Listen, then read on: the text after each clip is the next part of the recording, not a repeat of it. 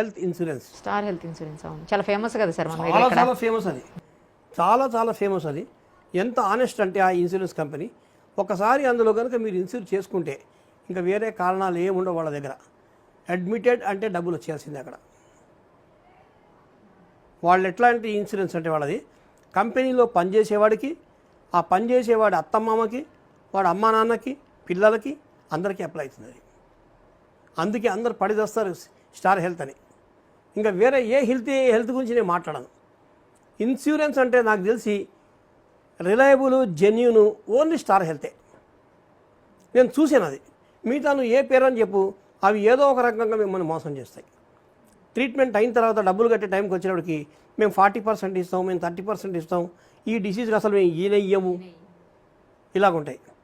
కాబట్టి జనాలు ఇన్సూరెన్స్లు చేయించుకునే ముందు ఆలోచించి దాని బ్యాక్గ్రౌండ్ చూసి దానికి ఉండే